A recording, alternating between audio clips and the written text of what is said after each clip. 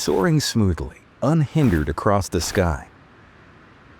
The breeze peacefully caressing her feathers, lifting her above the clouds, closer to the sun and to the light.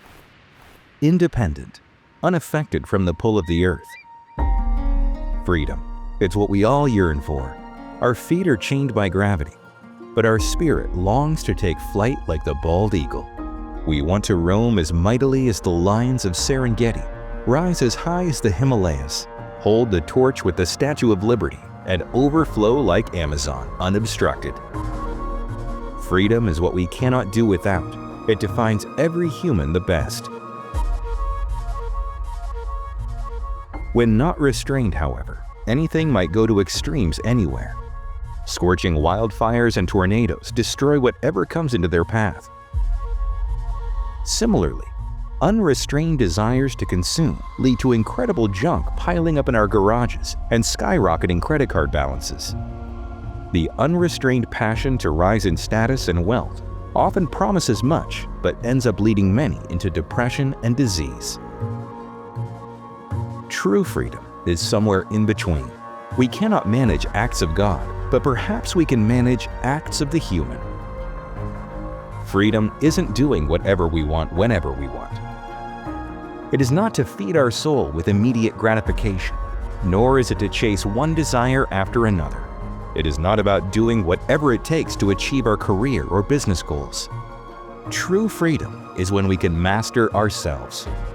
It is when we can triumph over the captivities we are bound with, from political aspirations to petty cravings, from the obsession of checking emails and social media all the time, to desiring the most luxurious homes and the early morning can't-wake-up-without-it coffee with cream.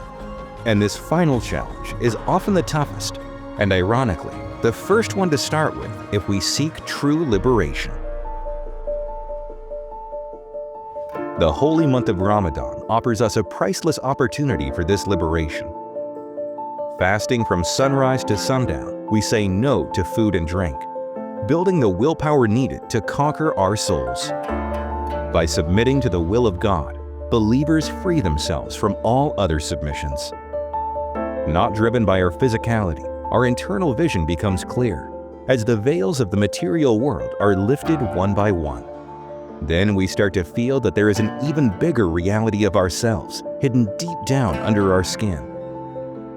Those who observe Ramadan usually do so with the larger family and neighbors. The rather calm day away from food and vain talk is followed by a joyful dinner where believers break bread together in a collective spirit of gratitude. Each day becomes a Thanksgiving day in Ramadan, where each morsel of food, a sip of water, and everything we otherwise take for granted reveal their true, incredible taste. That's when our dark roasted coffee delivers its best flavor. Ramadan is not only about abstaining from food and getting thinner at the end of the month. Through that abstinence, one is also expected to excel in character.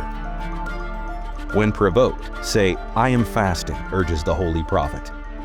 God does not need him to leave food and drink unless he also leaves bad words and behavior.